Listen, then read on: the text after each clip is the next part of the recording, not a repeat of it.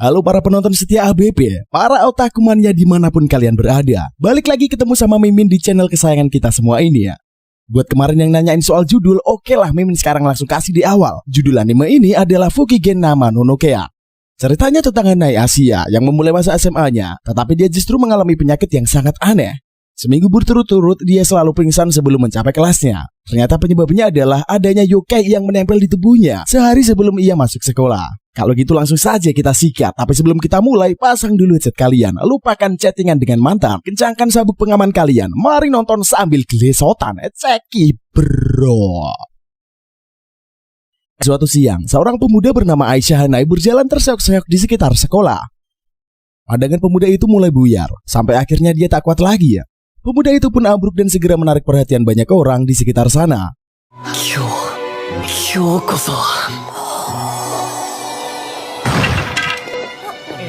Adegan berbeda ke beberapa hari yang lalu. Hanae diminta ibunya untuk pergi ke supermarket.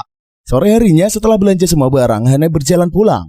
Dia jalan dan dia gak sengaja menginjak sebuah boneka binatang. Dia mengambil boneka itu, kemudian menaruhnya di sebuah pembatas jalan, agar lebih mudah ditemukan orang lain.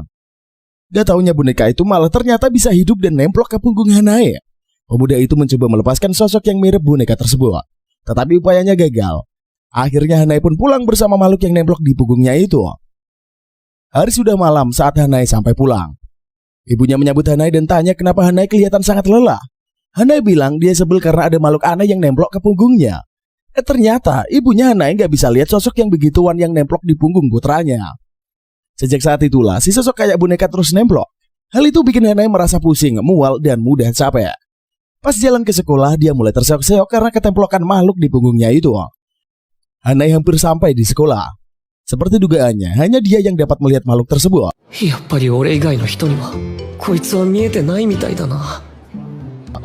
Celakanya sebelum sampai di gerbang sekolah, Hanae sudah kehabisan tenaga dan ambruk. Pas Hanae sadar, dia udah ada di UKS dan dikompres pakai es batu. Perawat di UKS itu meminta Hanae untuk tidak terburu-buru karena kelas udah kelar. Ternyata Hanae pingsan dari pagi sampai sore ya.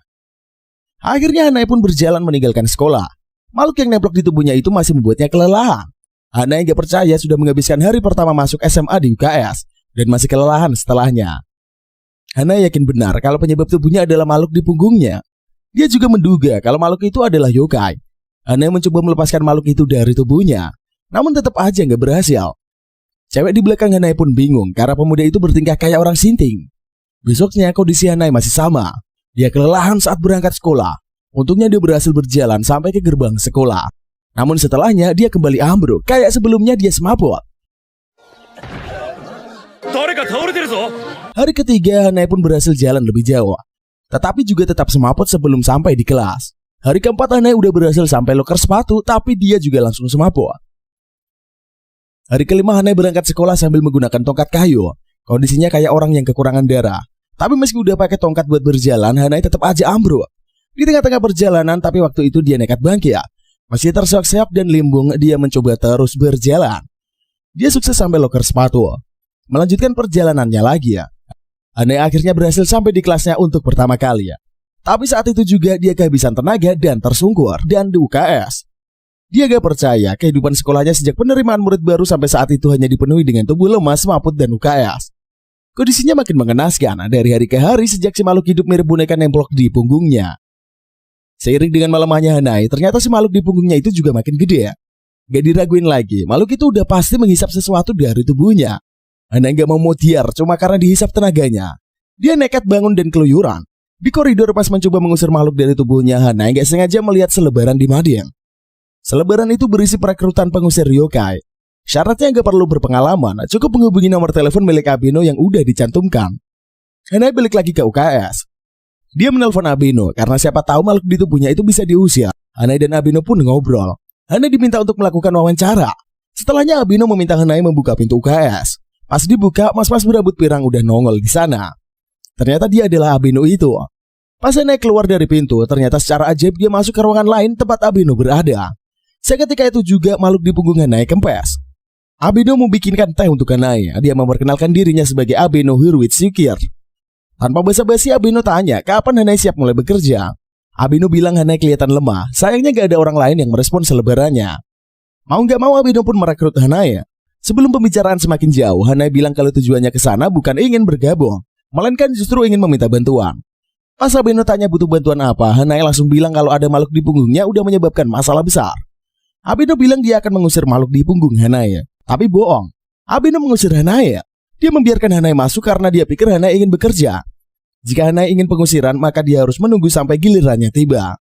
Hanai bertanya seberapa lama dia harus menunggu. Abeno pun menjawab sekitar 10 hari ya. Itu waktu yang sangat lama bagi Hanai. Abeno bilang jika Hanai gak bisa nunggu selama itu, maka dia harus melakukan pengusiran sendiri ya. Meski tak tahu dia bakal masih hidup atau enggak selama 10 hari ya, Hanai memutuskan untuk menunggu. Abeno pun mencatat semua nama Hanai di buku waiting list.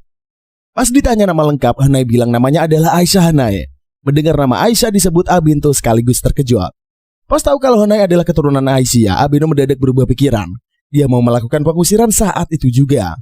Abeno meminta Hanai untuk pergi keluar terlebih dahulu. Anehnya gak ada pintu di sana, cuma ada celah kecil yang bisa Hanai lalui.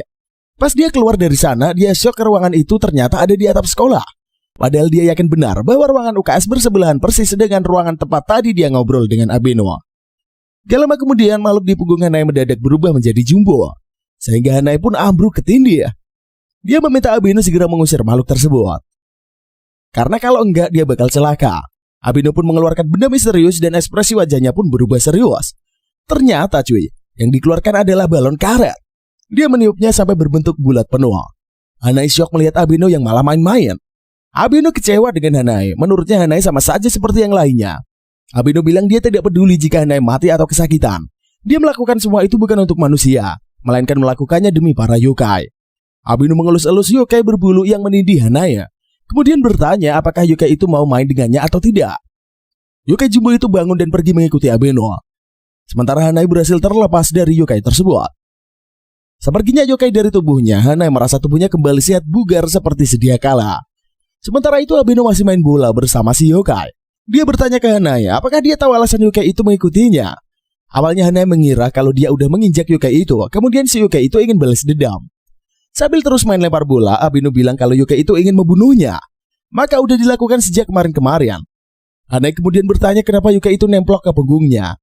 Sambil mengejar bola yang terjatuh, Abeno berkata kalau dia juga bertemu yokai yang seperti itu di masa lalu. Menurut Abeno, yokai itu adalah binatang yang dirawat oleh manusia, kemudian menjadi yokai saat mereka mati ya. Abeno menjelaskan bahkan setelah menjadi yokai, binatang itu tetap ingin bermain. Tapi para yokai itu menjadi sadar bahwa tak ada yang bisa melihat mereka. Abeno melanjutkan, kebanyakan orang di dunia ini tidak bisa melihat yokai. Selama para yokai itu ada di sana, maka mereka sendirian.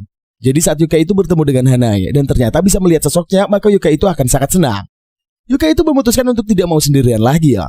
Karena itulah yokai tersebut malah nemplok ke Hanai ya. Saat itulah Hanai berpikir, bahkan ketika dia memukul dan menendang yokai tersebut, semua serangannya itu pasti lebih baik dibandingkan yokai itu diabaikan dan terus sendiri ya. Hanai menangkap bola yang terlempar ke arahnya. Hanai bertanya apakah ada yang bisa dia lakukan. Abeno bilang bahwa mereka akan bermain. Setelahnya dia akan mengembalikan yokai itu ke dunia bawah, tempat seharusnya para yokai berada. Itulah maksud dari pengusiran yokai. Tapi menurut Abeno, yokai itu terlalu besar untuk diusir. Untuk membuatnya kempes, mereka harus memberikan apa yang dia inginkan. Yokai itu mendekati Hanai dan mengajaknya bermain bola. Abeno bilang kalau mereka harus membantu yokai itu bermain sampai puas. Hanai melemparkan bola ke atas. Yokai itu pun menangkap bola, kemudian melemparkannya kembali ke Hanai. Tak lama kemudian, wujud yokai itu udah kempes seukuran bola voli ya. Setelahnya Abeno meletakkan tangannya ke dinding. Seketika itu juga gerbang menuju dunia bawah pun tercipta. Hanai mengelus-elus yokai yang udah kempes itu dan meminta maaf karena telah salah sangka. Saat itulah mendadak yokai tersebut berterima kasih ya. Awalnya Hanai mengira Abeno yang mengatakan terima kasih ya. Tapi Abeno bilang ngapain dia bilang terima kasih ke Hanai. Si yokai itu pun berlarian ke arah Abeno. Saat itu Abeno bilang kalau yokai itu sangat bertanggung jawab. Setelahnya yokai itu berjalan menuju gerbang dunia bawah. Setelah dia melintas, gerbang itu pun tertutup lenyap. Hanai segera berlutut dan meminta maaf kepada Abeno karena udah salah sangka. Hanai sempat mengira Abeno gak bisa melakukan pengusiran dan malah mempermainkannya. Abeno bilang itu gak masalah karena dia udah kebiasa. Hanai pun bilang kalau Abeno sangat baik hati karena dia mau bermain dengan yokai tadi sekaligus menolongnya. Hanai pun mengucapkan terima kasihnya. Tapi Abeno malah bilang dia gak butuh terima kasih dari Hanai. Abeno berjongkok di depan Hanai dan meminta bayaran 1 juta. Hanai auto shock karena tarif Abeno sangatlah mahal. Hanai bilang dia cuma anak sekolahan biasa dan gak mungkin punya duit sebanyak itu. Abeno sendiri udah tahu. Dia bangun dan meminta Hanae bekerja bersamanya untuk membayar biaya itu. Hanae protes karena dia gak mau bekerja untuk Abane. Terlebih karena dia gak bisa ngusir yokai. Dia bakal bekerja selayaknya manusia biasa aja dan mencicil hutangnya. Namun ternyata yang diinginkan Abeno bukanlah 1 juta yen, melainkan 1 juta M. Melainkan 1 juta N di dunia bawah. Hanae kaget, terlebih dia diberi peringatan jika mencoba lari dan tidak membayar, Abeno akan mengirimkan yokai yang berbahaya untuk dijadikan debt collector. Beberapa waktu kemudian Hanae udah sehat walafiat. Dia pulang ke rumah dengan ceria. Besoknya dia berangkat sekolah dengan happy ya. Di kelas dia diperkenalkan dengan semua murid di sana. Pak guru bilang kalau selama ini Hanae sakit dan sekarang udah sehat sehingga bisa kembali bersekolah. Hanae pun memperkenalkan dirinya. Setelah itu dia diminta pergi ke tempat duduk yang ada di dekat jendela. Hanae pun duduk dan menyapa orang di belakangnya untuk kenalan. Gak taunya murid di belakangnya ternyata adalah Abeno. Pas jam istirahat, Hanae dan Abeno masih ada di kelas. Saat itulah sesosok yokai nongol di sana. Hanae penasaran kenapa Abeno gak mengusir yokai itu. Ternyata Abeno selama ini hanya mengusir yokai yang ingin diusir. Jika dia asal mengusir semua yokai yang dia lihat, maka dia bakal mutiar dalam waktu yang singkat. Hanae pun berkata bahwa yokai itu bakal gentayangan terus jika nggak segera dikembalikan ke dunia bawah. Abeno gak peduli ya, dia ngasih duit ke Hanae dan minta dibelikan onigiri ya. Selain itu Hanae juga harus mengabaikan semua yokai yang ia lihat. Meski gak suka diperintah-perintah, tetapi Hanae manut-manut aja. Sialnya di kantin sekolah antrinya panjang banget. Pas lagi ngantri, mendadak ada cewek yang terjatuh. Cewek itu bilang kakinya sakit banget. Pas Hanae merhatian, ternyata ada yokai yang nemplok di kaki cewek tersebut. Hanae teringat ucapan Abeno yang memintanya mengabaikan semua yokai yang ia lihat. Karena gregetan, Hanae maju dan mencomot yokai dari kaki cewek itu. Setelahnya Hanae pergi menjauh. Harusnya dia gak salah apa-apa karena gak ngelakuin apa-apa pada yokai tersebut yang ia ambil. Dia keluyuran sambil membawa yokai itu. Saat itulah dia merasa mendengar suara yang sangat mengerikan. Dia melepaskan yokai itu dan menutupi telinganya. Celakanya ada puluhan yokai lain yang bergerak maju ke Hanae dari depan. Abeno mendengar ribut-ribut dari koridor depan. Dia keluar dari kelas dan melihat Hanae yang jatuh dengan tubuhnya yang dikerubungi sekumpulan yokai. Abeno sebel karena baru aja 10 menit lalu dia bilang untuk mengabaikan para yokai. Malah sekarang Hanae ketimpa masalah dengan yokai. Abeno bilang dia menggaji Hanae untuk mempermudah pekerjaannya, bukan malah merepotkannya. Hanae meminta maaf. Abeno pun bertanya, kok bisa Hanae membiarkan yokai-yokai itu nemplok ke sekujur tubuhnya? Capek ngomel, Abeno pun memunculkan pintu ruang rahasianya. Dia menyeret Hanae ke arah pintu dan meminta Hanae menyentuh pintu. Saat jari Hanae menyentuh pintu, seketika itu juga para yokai berhamburan menjauh. Abeno meminta Hanae segera masuk ke dalam ruangan. Pas masuk ke ruangan, para yokai itu masih mencoba nemplok di tubuh Hanae dan langsung stop dan gak berani masuk lebih jauh. Abeno memperingatkan jika Hanae keluar dari sana, para yokai itu akan menangkapnya. Abeno berkata dia hanya bisa membuka pintu goib sebanyak 2 kali sehari. Artinya dia dan Hanae kejebak di ruangan itu. Mengusir para yokai itu juga gak bakal mudah. Butuh seharian penuh dan belum tentu juga tenaga Abeno cukup untuk melakukannya. Abeno berkata bahwa yokai kecil-kecil itu hanyalah anak-anak. Seperti semut mereka punya pemimpin. Para yokai itu pengen menangkap Hanae dan membawanya sebagai mangsa ke sarang mereka. Abeno melanjutkan, dia tahu apa yang sebenarnya para yokai inginkan. Setelahnya Abeno meminta Hanae untuk bertahan di ruangan itu, sementara dia bakal mengusir para yokai. Namun Hanae punya pemikiran yang lebih nekat. Dia akan menjadi umpan sehingga dibawa ke sarang yokai tersebut. Dengan demikian, maka mereka dapat menemukan lokasi dari pimpinan para yokai. Mereka pun pergi keluar dari ruangan. Hanae pun langsung ditangkap dan dibawa pergi. Sementara Abeno bertarung melawan para yokai yang masih ada di sana. Sementara itu, Hanae sampai di tempat pemimpin yokai berada. Di depannya ada sosok yokai jumbo berwarna hijau. Hanae kaget melihat yokai itu. Tetapi dia lebih kaget lagi pas noleh ke samping dan melihat Abeno yang juga ketangkap. Saat itulah pemimpin yokai ngomong. Dia bertanya apakah mereka berdua bisa melihat sekaligus mendengar para yokai. Pas tahu kedua anak itu bisa melihat dan mendengar, pimpinan yokai itu pun mulai menceritakan rumor tentang suatu yokai. Konon ada satu yang melakukan bisnis untuk menggiring yokai itu ke dunia bawah. Yokai yang menyebut dirinya sebagai pemilik Mononokean. Hanae terkejut karena orang yang mengklaim sebagai pemilik Mononokean adalah Abeno. Sementara itu Abeno bertanya, apa ada yang ingin ditanyakan kepada pemilik Mononokean tersebut? Yokai itu bilang, gak ada untungnya memberitahu manusia kayak mereka. Saat itulah Abeno melakukan ritual penciptaan gerbang menuju dunia bawah lagi. Dia bangkit dan berkata bahwa dia adalah pemilik Mononokean. Yokai itu pun terkejut karena tak pernah menyangka pemilik Mononokean adalah manusia. Sebenarnya yokai itu gak enak meminta tolong sama manusia. Tapi karena gak punya pilihan lain, yokai itu pun minta sesuatu. Dia meminta Abeno mengirim mereka semua ke dunia bawah. Abeno jelas gak mau mengirim mereka semua sekaligus. Terlebih karena si pemimpin punya tubuh jumbo, pemimpin yokai meminta Abeno mengirim yang kecil-kecil lebih dulu, barulah mengirimkan yang terakhir. Abeno dibantu Hanae mengumpulkan makhluk-makhluk lebih kecil dan meletakkannya ke atas gerbang bawah tanah. Setelahnya Hanae melihat tubuh si bos yokai. Di tubuhnya sudah ada akar-akar yang menancap ke dunia tersebut. Akar itu disebut dengan tanaman parasit. Abeno bilang kalau akar parasit menempelkan dirinya ke tubuh yokai sehingga tidak bisa bergerak. Lantas akar itu menyerap kekuatan yokai untuk bertumbuh. Si pemimpin yokai kembali bersiaga. Dia ternyata ingin mencari cara mengembalikan yokai-yokai kecil ke dunia bawah sebelum dirinya menghilang. Si bos yokai berterima kasih kepada Abeno dan Hanae karena sudah mewujudkan impiannya. Sekarang dia pun bisa istirahat dengan tenang. Tapi Hanae gak mau yokai itu mati ya. Dia akan mencari cara apapun untuk mengirim yokai itu ke dunia bawah meski harus memotong semua akarnya. Abeno pun protes karena hal tersebut sangatlah sulit dilakukan. Menurut Abeno, akar itu akan langsung tumbuh begitu dipotong. Hanae bilang jika memang begitu dia akan mencari jalan lain dan tak peduli seberapa lama prosesnya. Melihat kesungguhan Hanae, Abeno mendekatinya dan mengeluarkan sebuah pil. Jika memakan pil itu, pasti parasitnya akan bisa dilemahkan. Resikonya adalah hal itu menyebabkan rasa sakit yang luar biasa. Beberapa yang mencobanya sudah mati karena tak mampu menahan rasa sakit. Abeno menawarkan pil itu ke pemimpin yokai. Karena sejak awal memang sudah siap mati, maka pemimpin yokai juga mengambil resiko. Dia menelan pil tersebut, api pun membakar seluruh akar yang menjerat pemimpin yokai. Sampai akhirnya seluruh akar berhasil dibasmi, pemimpin yokai berubah menjadi lebih kecil karena kehilangan banyak tenaga.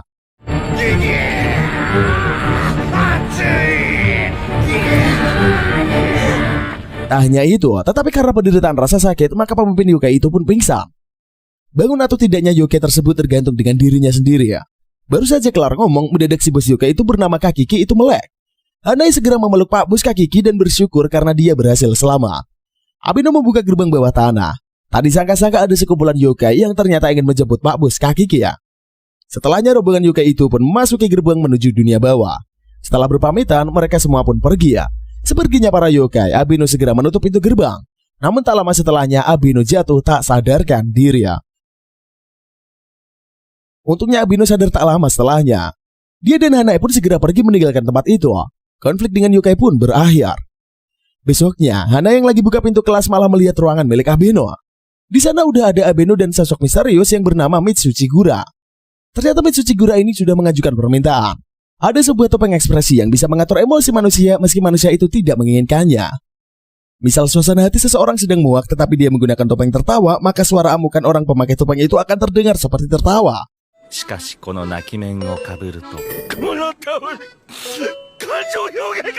Ternyata salah satu topeng tertawa sudah nemplok di kepala klan Fujiwara. Abeno meminta Hanae untuk menjalankan misi itu seorang diri ya.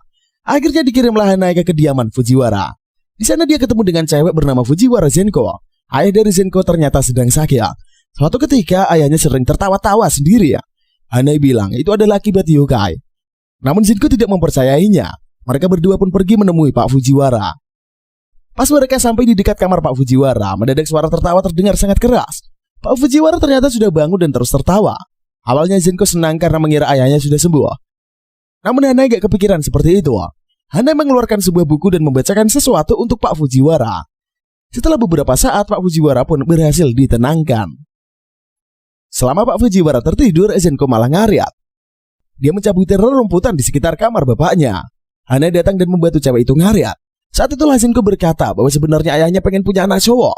Gadis itu pun mulai menangis. Tak lama kemudian, Pak Fujiwara bangkit karena mendengar suara tangisan Zenko. Dia mengira Hanae yang sudah membuat putrinya menangis. Saat itulah Hanae melihat topeng tertawa sudah muncul di wajah Pak Fujiwara. Karena itu dia bergegas maju dan melepaskan topeng Pak Fujiwara. Begitu topengnya dilepas, Pak Fujiwara yang sebelumnya ketawa mendadak ngamuk. Dia masih ingin menghajar Hanae. Saat itulah Abeno datang dan menghentikan Pak Fujiwara. Dia meminta maaf karena muridnya berperilaku kurang sopan. Setelahnya dia mengajak Hanae pergi dari tempat itu. Karena misi udah kelar. Sepertinya mereka berdua, Zenko mendatangi babenya. Dia bertanya apakah sebenarnya ayahnya pengen anak cowok atau enggak. Tapi entah apa yang terjadi, bapaknya mendadak bersikap lembut. Sementara itu Abeno dan Hanae kembali ke markas. Mereka pun diberi duit oleh Mitsuchigura karena udah membantu melaksanakan permintaannya. Pak Mitsuchigura pun pergi meninggalkan tempat tersebut. Beberapa waktu kemudian, Abeno bilang mereka nggak ada kerjaan dalam waktu dekat. Karena itulah Abeno pengen pergi ke dunia bawah. Hanae pun pengen ikut ke dunia bawah. Dia gak sabar ketemu yokai bula bulu lagi ya. Besoknya Hanai menemui Abino di atap sekolah. Abino udah pakai kimono yang beda dari biasanya. Dia pun memberikan kimono yang harus dipakai Hanai. Kalau mereka mau pergi ke dunia bawah, mereka harus pakai kimono itu biar aman.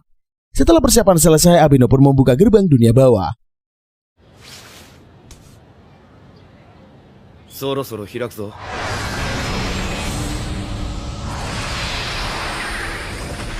Setelahnya, dia dan Hanai pun pergi menembus gerbang tersebut. Hanya ada gua lebar dan panjang di sekitar mereka. Hanai dan Abino pun terus melangkahkan kaki mereka untuk mencapai ujung gua. Tak lama kemudian, sampailah mereka di ujung gua. Di balik gua ternyata ada dunia yang sangat terang dan indah. Berbagai yokai berkeliaran di sana-sini. Tujuan mereka adalah pergi ke Kyokuda, tempat obat-obat canggih dijual. Namun pas sampai sana, mereka malah ketemu sama Shizuku yang merupakan asisten tempat itu.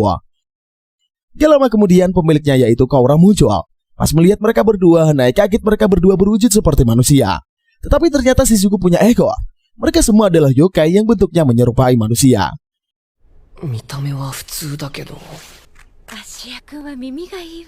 Abino gak bakal mau basa-basi lagi dan meminta Rouka ngasih obatnya. Tetapi ternyata obat itu udah habis. Yang beli adalah yokai berduri. Hanai pun yakin kalau yang dimaksud Rouka adalah Pak Bos Kaki yang berhasil sampai ke dunia bawah. Gak lama kemudian Hanai melihat yokai yang mirip bola bulu. Karena yokai itu kabur, akhirnya Hanai langsung mengejarnya. Pas di luar, dia melihat bercak warna merah dari arah bola bulu pergi.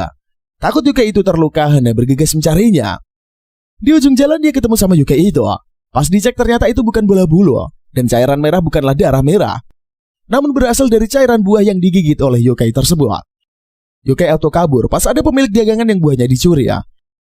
Karena gagal total mendapatkan pencuri, Pak pemilik toko malah melimpahkan kesalahan ke Hanai. Meski Hanai bilang dia gak nyolong, Pak pedagang tetap ngamuk dan pengen jotosin Hanai. Tapi pas Pak pedagang melihat lambang sakral di kimono Hanai, Pak pedagang langsung hormat. Hanai baru tahu kalau orang-orang kayak Abeno begitu dihormati di sana. Namun ternyata beberapa orang di sana gak percaya kalau Hanai adalah anak buah Abeno. Pada akhirnya Hanai dikepung oleh banyak orang. Dia menerima serangan dari mana-mana. Tapi secara mendadak, bola bulu yang sebenarnya muncul dan menyelamatkan Hanai. Melihat bola itu sehat walafiat, Hanai pun langsung happy. Pak pedagang malah menangkap bola bulu dan membantingnya sampai terluka. Melihatnya, Hanai ngamuk dan membuat orang-orang di sana semakin ketakutan. Pak pedagang juga sampai berlutut minta ampun. Di sisi lain, Abino lagi lihat-lihat bahan obat di toko. Saat itulah dia baru ngeh kalau Hanai hilang. Dia segera pergi dari sana dan mencari Hanai. Dia menemukannya lagi ngancem Pak pedagang. Setelahnya, Abino nimpuk Hanai pakai toples. Bukannya di toko, Hanai malah keluyuran dan bikin masalah. Setelahnya, Pak pedagang pun tahu kalau Abino adalah pemilik Monokean. Di dalam hati dia berkata, Abino lah yang membunuh pemilik Monokean terdahulu dan menggantikan posisinya. Tak lama kemudian, Pak pedagang hibrid pergi. Sementara itu, Hanai dan Abino balik ke toko sambil membawa bola bulu yang terluka. Di sana bola bulu segera diobati. Sementara itu Abino berkata bahwa mereka harus menemui legislator biar bisa balik ke dunia manusia. Hanai tanya legislator itu apa? Dia pun dijelaskan kalau legislator adalah salah satu orang yang paling berpengaruh dan mengatur banyak hal di dunia tersebut. Gak lama kemudian bola bulu sudah sehat. Sejak saat itulah bola bulu ngikutin Hanai. Yokai itu pun menjadi peliharaan Hanai. Setelah beberapa saat, Mbak Kaura udah kelar bikinin obat pesanan Abino. Setelah semuanya siap, Abino dan Hanai pun pamitan. Mereka pergi menuju sebuah tempat legislator berada.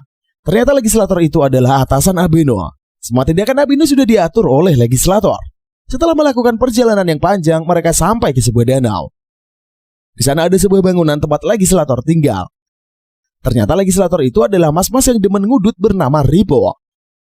Melihat Abino datang, Rippo pun menyambut mereka semua.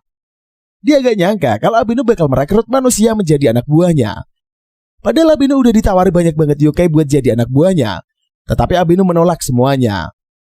Setelah dilihat-lihat, Hanai kayak gak punya kekuatan dan bisa mati kapanpun. Tapi Abino bilang kalau emang Hanai gak punya potensi, dia gak bakal tertarik menjadikan anak buahnya.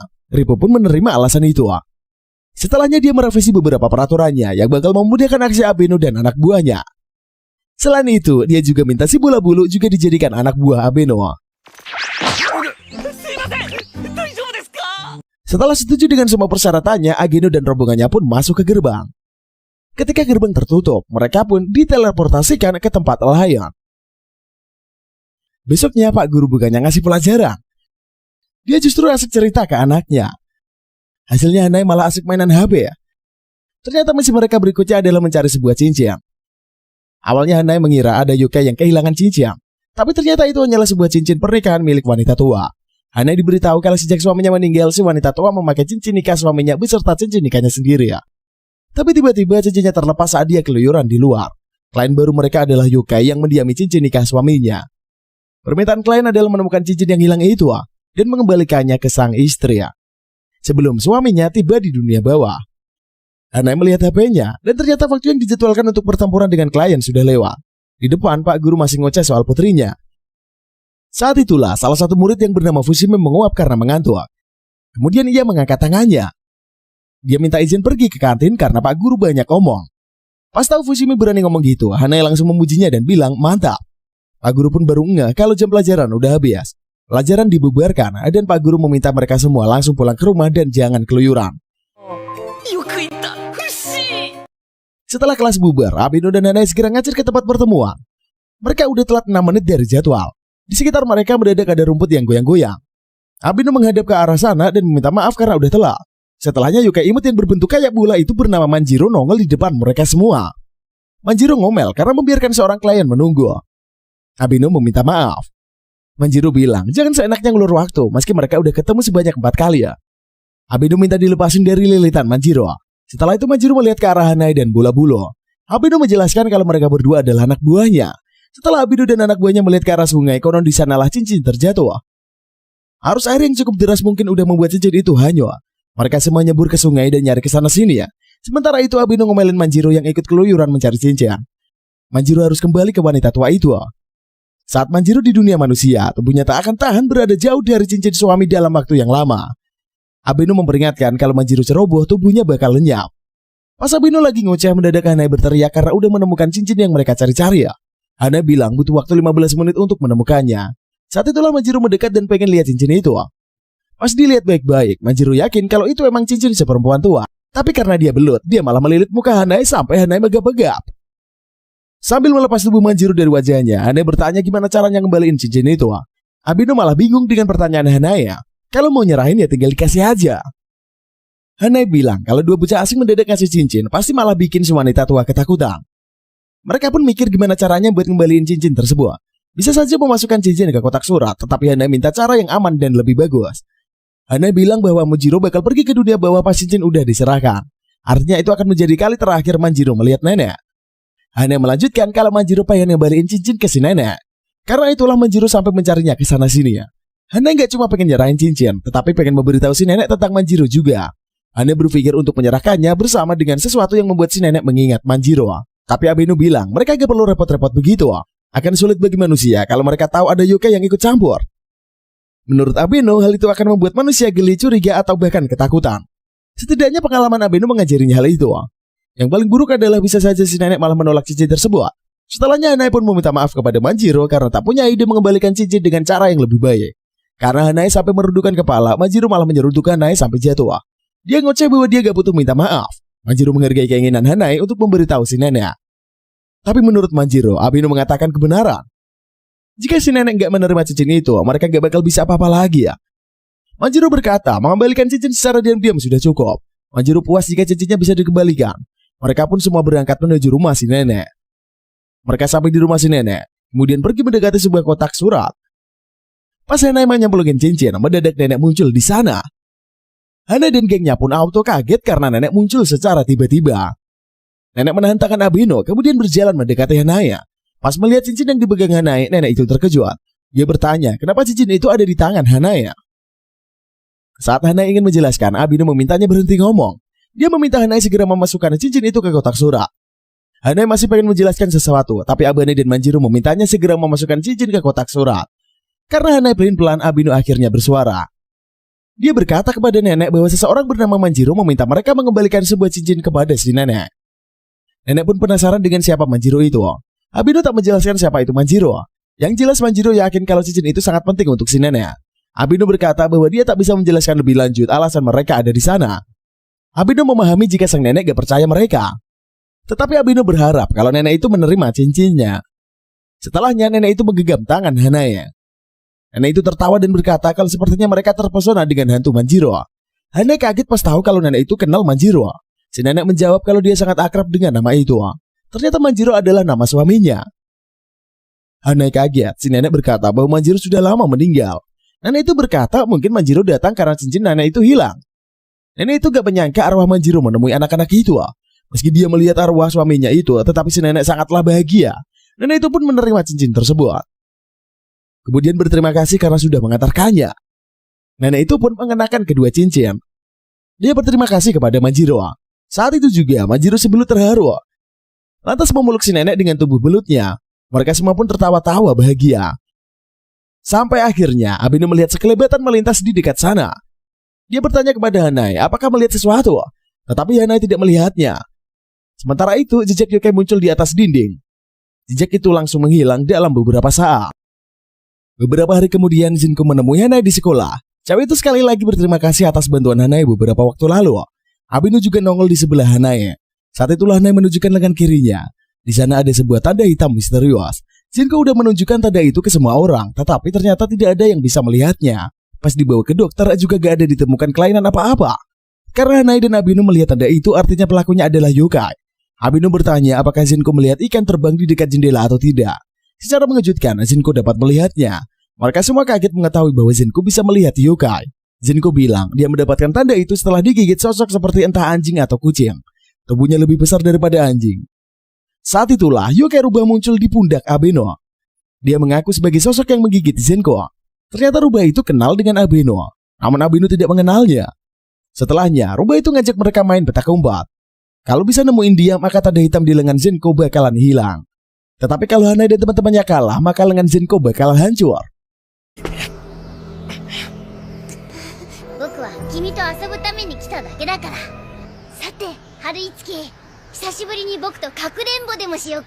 Ngeri juga nih cuy. Oke lanjut. Karena mereka lagi sekolah, maka pertandingan petak umpet pun ditunda sampai nanti sore. Celakanya Hanai malah kudu dengerin ceramah Pak Guru sampai malam. Di sisi lain, Abeno dan Zinko udah mulai main petak umpet. Mereka keluyuran di sekitar makam kuno. Pas udah malam, Hanai akhirnya sampai. Si master petak umpet telah datang. Zinko bilang kalau dia dan Abeno udah berkali-kali menemukan si rubah. Tetapi si rubah kabur dan pengen main sekali lagi ya. Gitu terus sampai akhirnya mereka kecapean. Tapi secara mengejutkan Hanai bisa nemuin si rubah di salah satu batu nisan. Tapi rubah itu kabur dan minta main sekali lagi ya. Suatu ketika Hanai, Zinko dan Abeno ngumpul dan membahas strategi ya. Mereka harus menangkap si rubah pas ketemu dan jangan sampai si rubah kabur.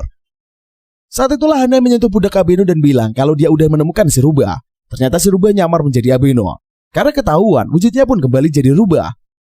Tapi dia pengen main sekali lagi ya. Sampai akhirnya Abeno yang asli mengingat si rubah itu. Namanya adalah Yahiko. Dia gak kenalin Yahiko karena wujudnya berbeda. Dan seketika itu juga Yahiko berubah menjadi setengah manusia. Dia pun menemui Abeno. Ternyata mereka udah kenal bertahun-tahun lalu. Mereka juga temenan sejak lama. Tapi kedatangan Yahiko kali itu bukan untuk berteman. Dia udah mendengar rumor mengenai pemilik Minikean. Yahiko melebur menjadi pusaran hangat. Menyusulnya rubah super gede itu muncul di sana. Rubah itu bertanya, apa benar Abeno membunuh pemilik Mononokean sebelumnya, yaitu Aoi, demi mendapatkan posisinya saat ini ya. Abeno memegang kepala Yahiko. Dia menekan kepala rubah itu ke bawah sambil bilang tidak pernah membunuh Aoi sama sekali ya. Malah dia juga tidak ingin Aoi terbunuh dan menghilang. Para yokai yang tak terima manusia menjadi pemilik Mononokean memang sering memfitnahnya. Akhirnya Yahiko pun berhasil dibuat percaya. Dia pun segera meminta maaf. Setelahnya Yahiko menjilat tanda hitam di lengan Zinko dan langsung menghilangkan tanda itu. Dia juga segera minta maaf karena berkelakuan buruk. Sebagai gantinya, Yahiko mau membantu Zinko membangun kuil. Beberapa saat setelahnya, pas Hanai pulang, dia ketemu sama yokai kecil yang jatuh. Yokai itu meminta dibawa ke tempat Mononokean. Tapi setelahnya si yokai mabuk. Hanai membawa yokai itu ke rumahnya. Setelah sadar, mereka pun berkenalan. Yokai itu bernama Jumatsu. Ternyata dia mencari Mononokean karena ingin menemukan Putri Amo. Menurut Jumatsu, Putri Amo gampang banget jatuh cinta. Bisa demen sama burung, manusia, pesawat jet, setrkaan, dan yang lainnya. Tapi dia juga selalu patah hati ya. Kalau patah hati, Putri Amo selalu mengurung diri di dalam cangkang selama berhari-hari ya. Tapi kali ini sudah sebulan Putri Amo gak muncul. Jumatsu pun kepengen Mononokean membantu menyelamatkan Tuan Putri ya. Malam itu Hanai mencoba menelpon Abeno, tetapi panggilannya gak dijawab. Barulah mereka ketemu besoknya di kelas. Hanai menjelaskan mengenai Jumatsu dan Putri Amo. Tapi karena sore itu Abeno ada misi, dia gak bisa membantu. Akhirnya Hanai seoranglah yang pergi mencari Putri Amo. Dia dan Jumatsu keluyuran di pinggir kali ya. Di sana Hanai nemuin sebuah telur, isinya ternyata adalah Putri Amo. Setelah diminta berkali-kali biar keluar tapi gak nongol juga, akhirnya Hanai pengen mecah telur itu. Tapi jelas aja Jumatsu melarangnya. Pas mereka adu cincong, mendadak Putri Amo keluar dari telur. Setelahnya Putri Amo dan Jumatsu saling mesra-mesraan. Tapi pas Abino nongol, Putri Amo berbalik dan Jumatsu lebih lama gelendotan sama Abino. Jumatsu patah hati karena tadi Putri Amo baru aja bilang suka dengannya. Dia juga tahu kalau Putri Amo hanya bakal patah hati dan bikin cangkang lagi nantinya. Sementara itu Abino bukannya mau membantu para yokai. Dia bersiap menjalankan misi penting. Hanai yang udah kelar sama misi mencari Putri Amo pun siap membantu Abino. Abino dan Hanai pergi ke sebuah rumah yang mewah. Seorang gadis periang ternyata udah meminta bantuan. Di rumah itu ada kamar misterius yang dihuni yokai. Mereka diantar ke ruangan tersebut. Ternyata si gadis udah naruh banyak banget kertas mantra di sana. Namun Abino melepas semuanya karena gak guna. Abino masuk ke dalam ruangan, sementara Hanai malah dihalangi si gadis. Dia diajak berkeliling terus ketemu ibunya. Hanai malah diceramahi ibu si cewek kalau yokai itu gak ada. Mendingan Hanai cari kerjaan lain aja. Ibu-ibu itu pun bahkan gak suka dengan kehadiran Hanai dan Abune di rumahnya. Saat itulah gempa bumi terjadi ya, tetapi hanya ada di rumah itu. Hanai segera berlari ke arah ruangan tempat Abino berada, tetapi Abino baru saja keluar dan bilang kalau yukainya udah kabur. Mereka pun menggeledah semua ruangan. Di salah satu ruangan, mereka menemukan yukai landak yang sembunyi di kolong kasur. Setelah diyakinkan sama Hanai, landak itu mau tenang. Gempa bumi pun berakhir. Setelahnya Abune membuka gerbang dunia bawah. Landak itu pun berpamitan pergi ya. Besoknya pas lagi nyantai dan main lempar bola di atap sekolah, mendadak Zenko nelpon. Ternyata udah ada masalah terkait Yahiko.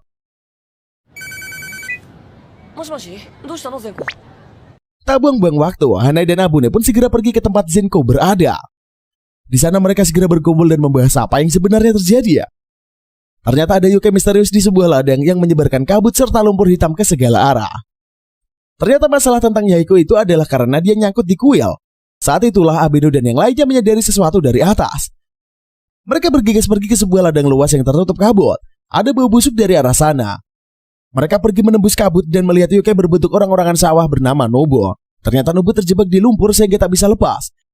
Menurut Nobo, dia dijebak seseorang pas ladang itu dibakar beberapa waktu. Nobu pengen pergi ke dunia bawah, tetapi Abino gak bisa melakukannya karena gak mampu konsentrasi di tempat tersebut. Saat itulah Hanai mendapatkan kilasan masa lalu dari Nobu. Dulu Nobu berlarian ke ladang yang subur. Dia punya teman yang merupakan orang-orangan sawah beneran. Suatu ketika ladang itu dibakar oleh oknum. Teman Nobu akhirnya terbakar habis.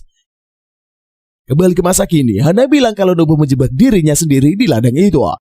Karena trauma melihat ladang dibakar, semua asap pekat dan lumpur hitam juga diciptakan oleh Nobu. Kalau Nobu mau pergi ke dunia bawah, maka Nobu harus bisa membebaskan diri dari kurungan yang dia ciptakan sendiri ya. Hanai dan yang lainnya pun menunggu di tepi ladang yang lebih aman. Sepertinya Hanai dan yang lainnya, Nobu pun berjuang keras untuk membebaskan diri ya. Dia terlempar ke masa lalunya dan berlarian dengan riang di ladang subur. Dia menemui temannya dan memeluknya. Namun tubuh Nobu hanya menembus tubuh temannya itu. Kembali ke masa kini, setelah mengerahkan tekad, Nobu akhirnya bisa membebaskan diri ya. Dia segera berlari menuju tepi ladang. Di sana Hanai dan yang lainnya sudah menunggu.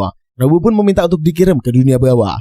Akhirnya Abino pun membuka gerbang dunia bawah dan mengirim Nobu ke sana.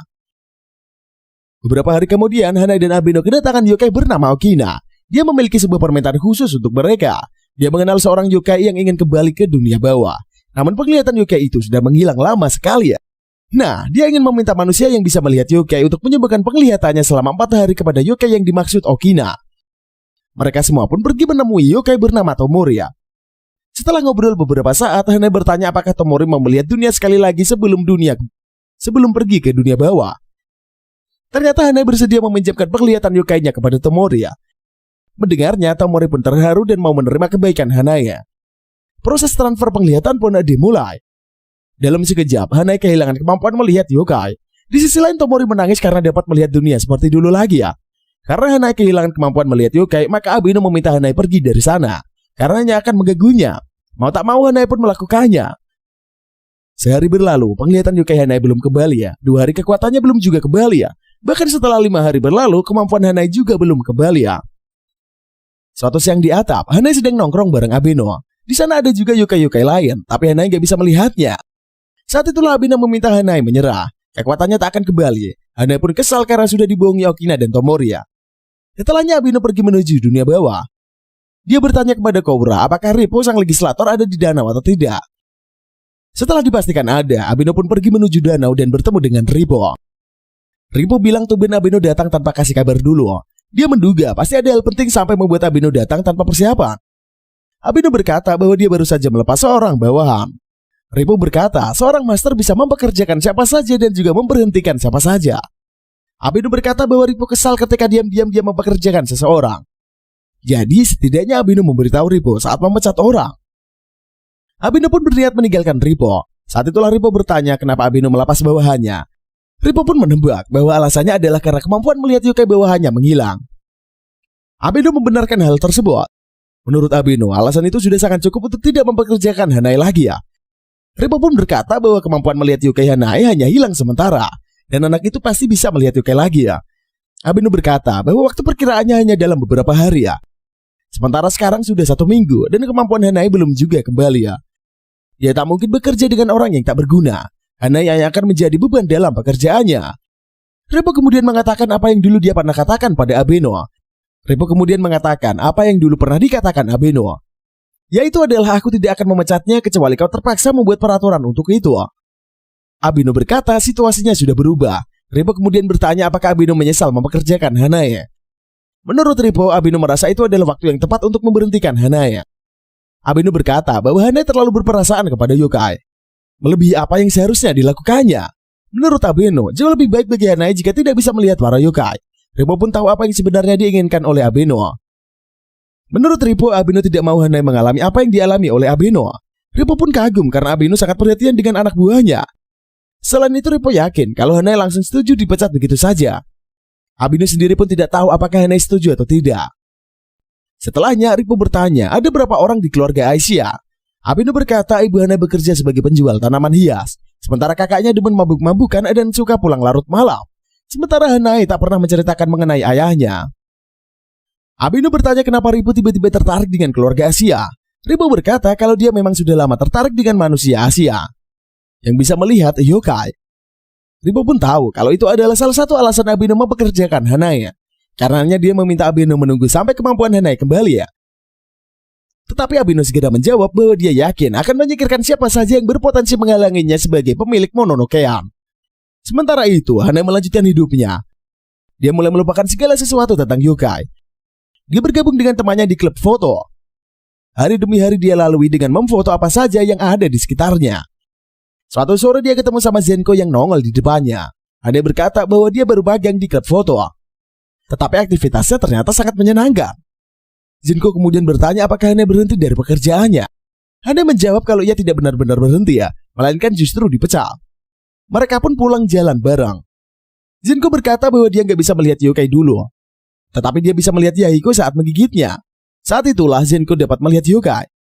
Zenko berkata mungkin kemampuan Hanae bisa balik lagi jika Yahiko menggigitnya. Hanae langsung semangat dan ingin mencobanya.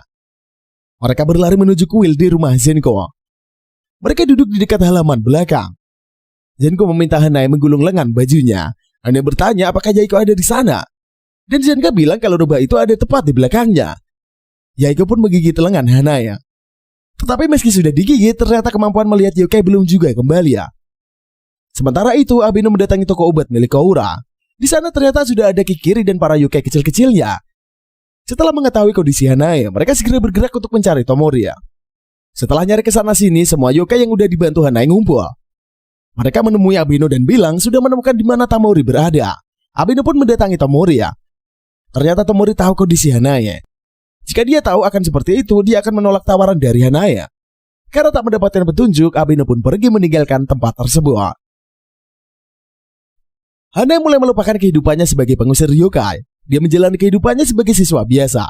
Sampai suatu ketika, dia diberitahu Zenko kalau Yahiko memberitahunya sesuatu tentang kuil di lautan. Sampai suatu ketika, dia diberitahu Zenko kalau Yahiko memberitahunya sesuatu tentang kuil di hutan. Awalnya Hanae tidak tertarik sama sekali ya. Sampai akhirnya, pada suatu hari dia merasa ingin pergi ke kuil itu. Dia pergi sendirian ke hutan dan sampai di sebuah kuil yang terbengkalai. Saat itu dia masuk ke dalam kuil. Dia merasakan adanya yokai di mana-mana, tetapi tidak dapat melihatnya. Sebuah kerangka pun melayang-layang di depannya. Hanae terdesak dan merasakan ketakutan yang sangat hebat. Karena itulah dia semaput. Saat dia tersadar, secara mengejutkan dia bisa melihat semua yokai yang pernah dia selamatkan. Ada juga Abeno yang datang ke sana. Abino berkata bahwa kekuatan penglihatan Yukai Hanai muncul karena perasaannya terhadap Yukai yang sangat kuat. Karena itulah dia menggunakan perasaan semua Yukai yang pernah dibantu Hanai untuk mengembalikan kekuatannya. Akhirnya Abino pun bertanya apakah Hanai mau bekerja lagi kepadanya atau tidak. Hanai pun menyetujuinya dan akhirnya anime ini pun selesai sampai di sini cuy. Mari kita sedikit bahas kesimpulannya biar tambah afdol. Anime ini secara keseluruhan sangat menarik sekali ya, karena menunjukkan sisi yokai yang bukan menjadi musuh para manusia. Biasanya kan ada pengusir yokai yang gelut melawan yokai. Nah di anime ini malah pengusir yokai jadi partnernya. Sayangnya karena gak ada yokai yang jahat, jadinya anime ini terlihat garing-garing aja. Dan pada akhirnya juga gak ada aksi gelut der-der-dor. By the way, terima kasih buat kalian semua yang telah menonton video ini dari awal sampai akhir. Jangan lupa untuk di like, comment, dan subscribe. Sampai ketemu di lain waktu. See you in the next video and bye-bye.